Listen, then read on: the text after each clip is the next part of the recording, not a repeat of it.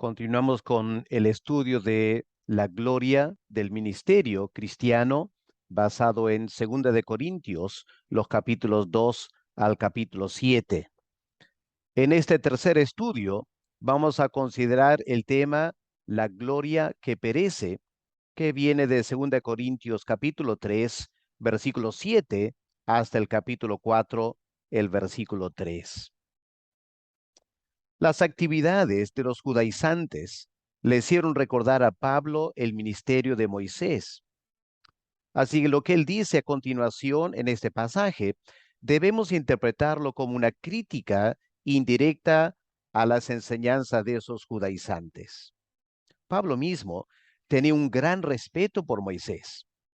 En Romanos 9, el versículo 4, por ejemplo, Pablo habla con cierto orgullo, como judío, de lo que él llama la gloria, el pacto, la promulgación de la ley, el culto y las promesas. Elementos del antiguo pacto relacionados con Moisés. No obstante, Pablo también reconoce la enorme diferencia entre el ministerio del antiguo pacto y el ministerio del nuevo. El judaísmo del primer siglo se caracterizaba por el ritualismo propio de un ministerio sacerdotal. Había un gran énfasis sobre cosas externas, ritos y ceremonias. Estas cosas siguen todavía tanto en la Iglesia católica como en la Iglesia ortodoxa. En nuestros tiempos, la tendencia es sobre el entretenimiento en la Iglesia o corrientes posmodernas como el progresismo. La verdad es que cuando se pierde la vitalidad interna del Evangelio, la tendencia humana es volver a esas cosas.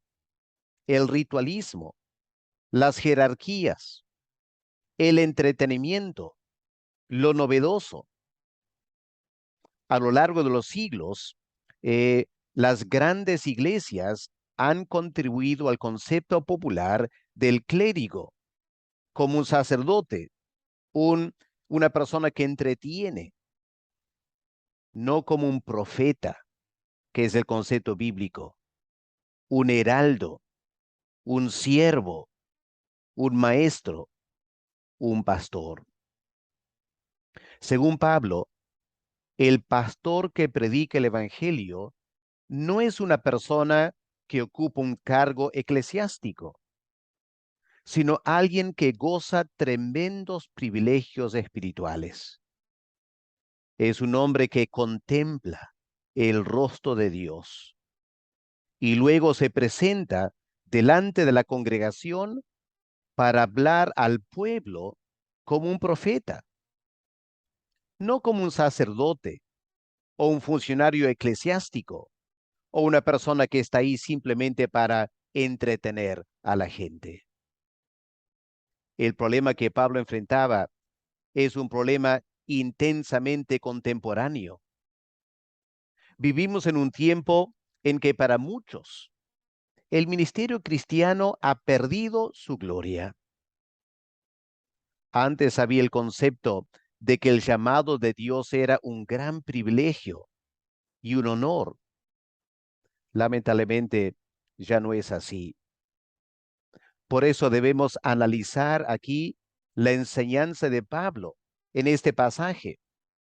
Si queremos recuperar el concepto del Nuevo Testamento de la gloria del ministerio cristiano, comparándola, como la hace Pablo, con la gloria defectuosa de la antigua dispensación, que aún se nota lamentablemente en ciertos sectores de la iglesia cristiana.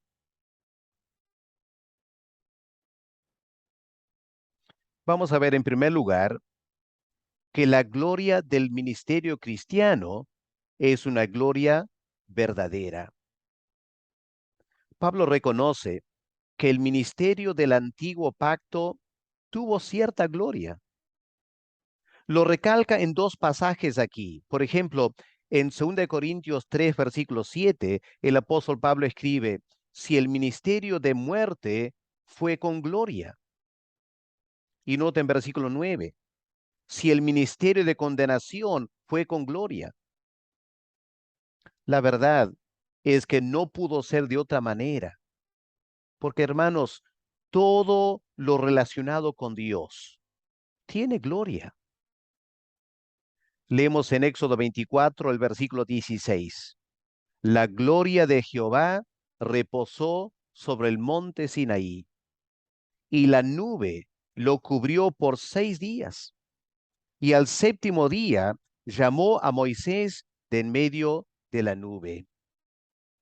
Durante los siguientes 40 días y noches, Moisés recibió la revelación del culto en el tabernáculo.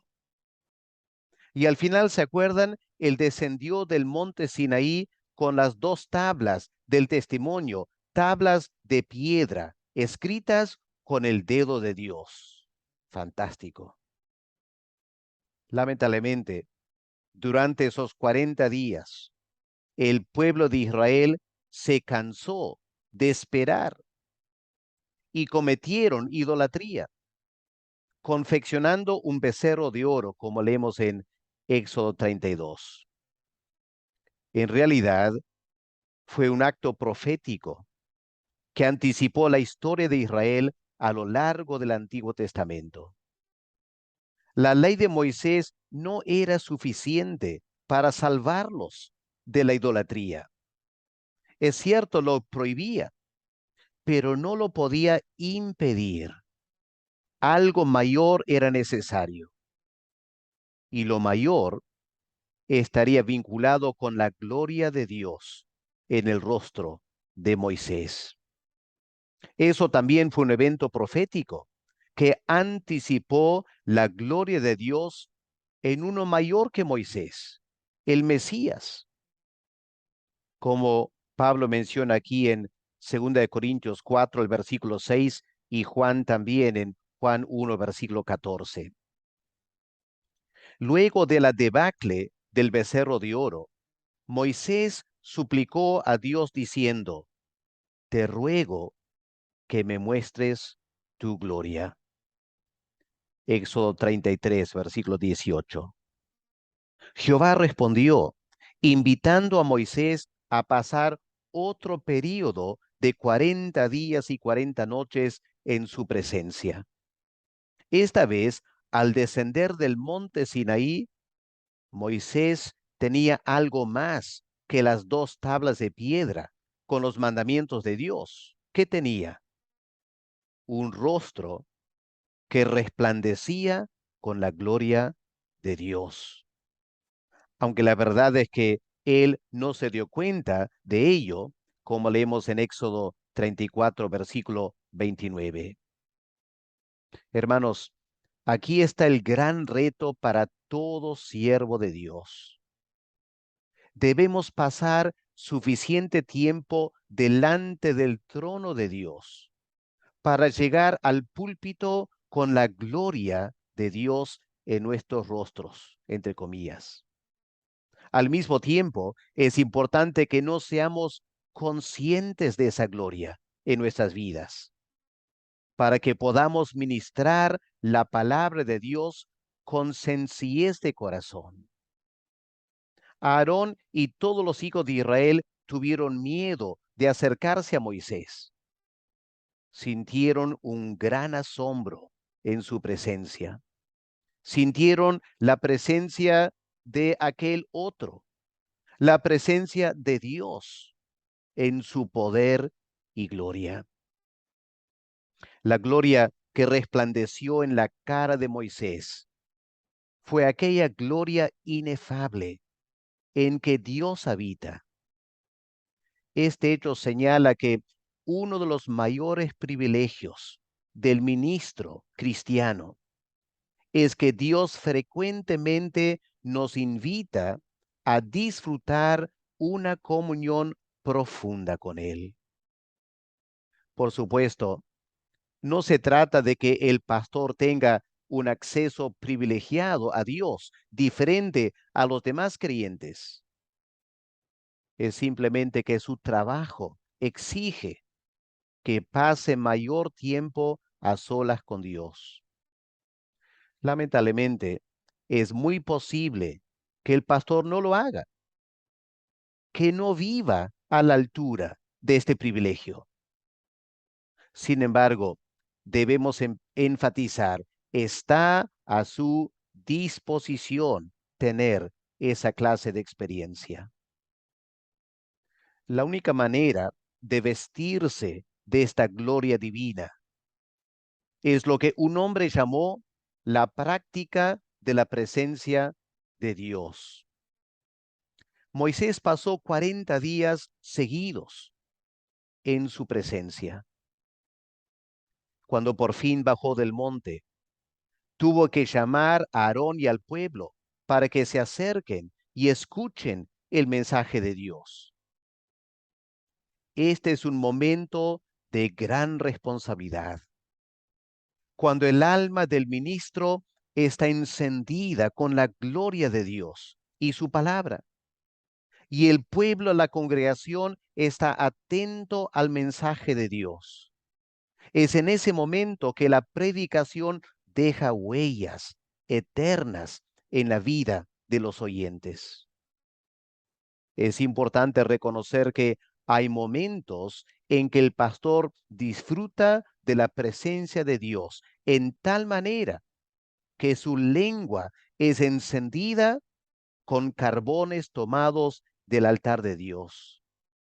En esos momentos, el ministro tiene una oportunidad única, especial, para clamar con poder de lo alto, llamando a las personas en la iglesia a la conversión o a dedicar sus vidas al servicio de Dios. Es imprescindible recordar que todavía existe tal cosa como el poder de lo alto en el ministerio. La Biblia nos indica que hay dos maneras de conseguir obreros para la viña del Señor. Una es orando al dueño de la viña, pidiendo que él llame y envíe más obreros. La otra es viviendo en tal manera y predicando con poder de lo alto que nuestras vidas y ministerio impacten a otros y los impulse a la obra. Así era como Pablo reunía a los discípulos, a personas como Timoteo, Tito y Silas. Pero pasemos a un segundo punto. Esta gloria en el ministerio cristiano es una gloria manifiesta. La gloria que brillaba del gran siervo de Dios, Moisés, fue tal que los hijos de Israel no pudieron fijar la vista, como escribe Pablo aquí en 2 Corintios 3:7. No pudieron fijar la vista en el rostro de Moisés a causa de la gloria de su rostro. Sentían que estaban mirando al sol en todo su esplendor y francamente sus ojos no lo podían soportar.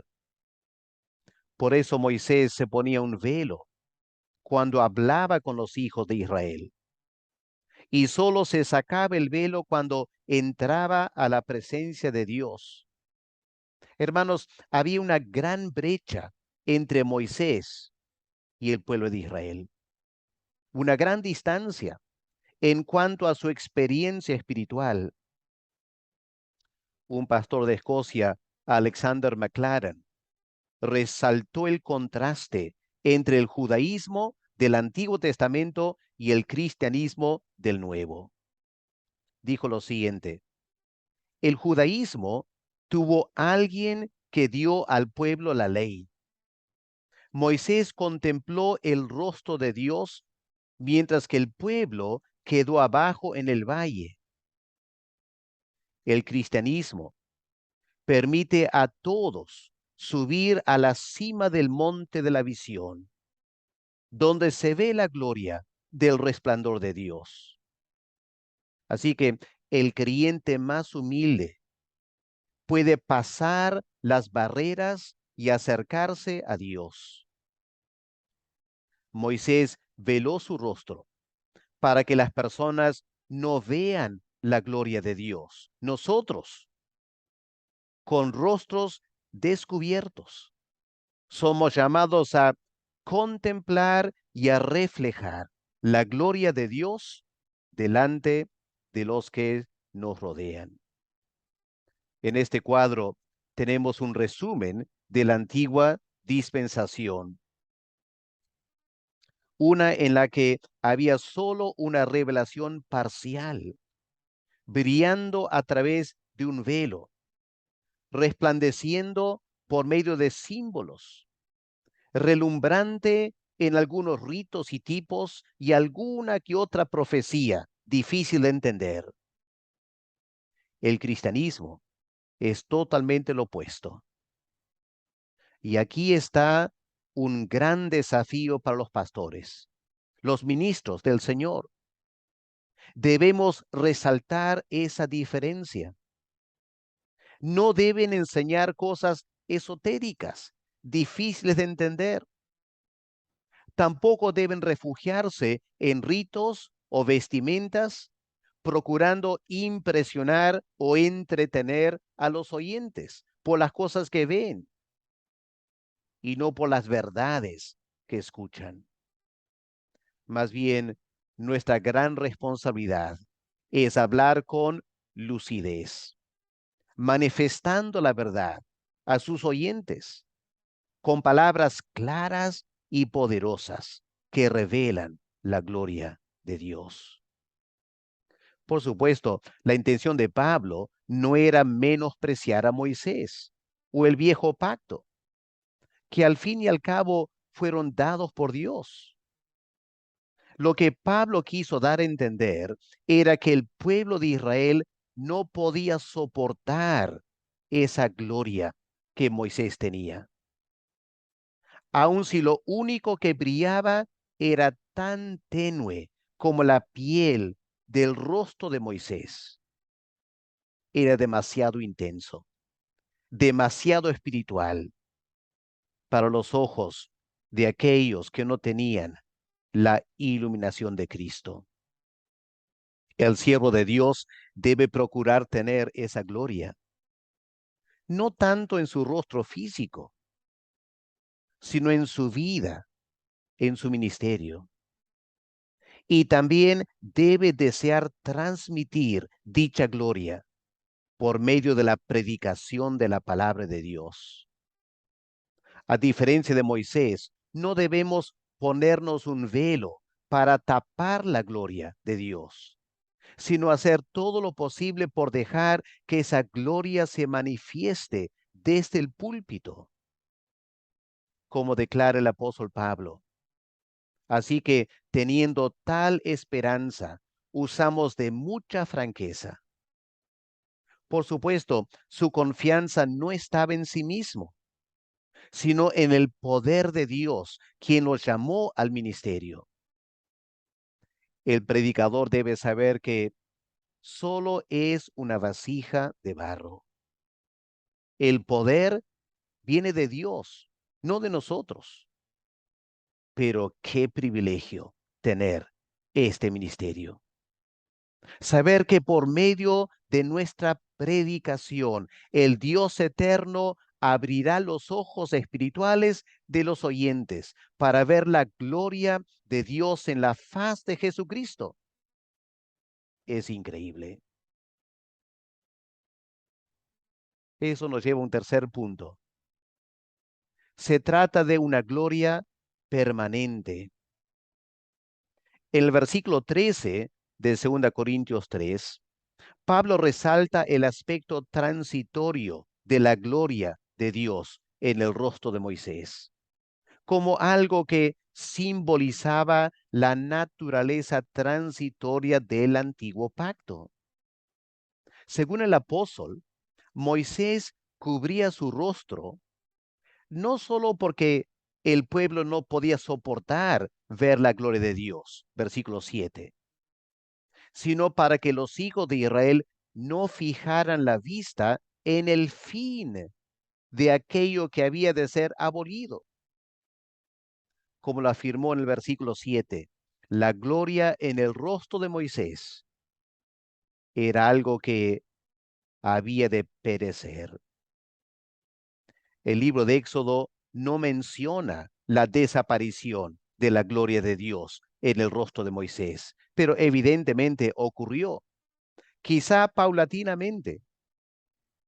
De todos modos, Moisés en algún momento se dio cuenta de la naturaleza pasajera de la gloria que brillaba en su rostro. Y ese hecho lo llevó a concluir quizá que el pacto entre Dios e Israel también tendría un carácter transitorio. De todos modos, hay una lección importante aquí para cada predicador. Podemos tener momentos en el púlpito en que sentimos la manifestación de la gloria de Dios. El problema es que cuando bajamos del púlpito, fácilmente esa gloria puede disiparse y la congregación nos ve otra vez como simples seres humanos. Peor aún, en un momento de debilidad, podemos como pastores hacer o decir algo que opaque la gloria que transmitimos desde el púlpito. Por eso, a toda costa, debemos evitar la trampa de ser esa clase de pastor que cuando estamos en el púlpito nadie quiere que dejemos de predicar, pero que cuando estamos fuera del púlpito nadie quiere vernos subir al púlpito para predicar. Qué triste ser esa segunda clase de predicador.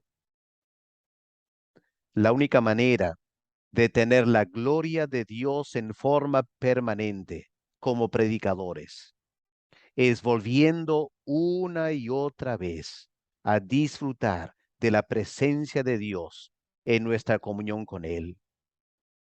Si dejamos de contemplar su gloria en nuestros tiempos a solas con Él, pronto la dejaremos de reflejar en el púlpito. Moisés tuvo un momento, un destello, una brillantez transitoria. Nosotros, a cambio, tenemos una luz permanente. En el caso de Moisés, lo que resplandeció fue su rostro. En nuestro caso, lo que debe brillar es la totalidad de nuestras vidas, como Pablo escribe en 2 Corintios 3:18. La verdadera grandeza de Dios y la plenitud de su gloria se revela no en el judaísmo del Antiguo Testamento, sino en el Evangelio del Nuevo, y en particular en la vida de los que ministran la palabra de Dios. Por eso el apóstol Pablo se regocijaba en el ministerio cristiano, exclamando, porque si lo que perece tuvo gloria, mucho más glorioso será lo que permanece. Cristo es la completa revelación de la gloria de Dios. Podemos encontrar más y más gloria en Él, pero nunca iremos más allá de Él. La sociedad hoy en día avanza. Las culturas van cambiando y eso desafía al predicador a adaptarse en cierta manera, pero nunca debe pensar que la gloria de Cristo se opacará. Los medios de comunicación han cambiado, seguirán cambiando. Hemos avanzado de los periódicos a los noticieros en la radio y la televisión, y ahora el Internet y las noticias virtuales. Pero nada reemplazará la revelación de la gloria de Dios en la vida y el ministerio de una persona que ha contemplado la gloria de Dios en la faz de Jesucristo. Esta es la gran responsabilidad del predicador. Primero debemos contemplar la gloria de Dios, quedar maravillados de su amor por el pecador. Luego debemos presentarnos delante de los pecadores para testificarles de la gloria de la redención en Cristo Jesús. El predicador que lo hace siempre tendrá una audiencia y será escuchado con agrado por aquellos pecadores que desean conocer a Dios.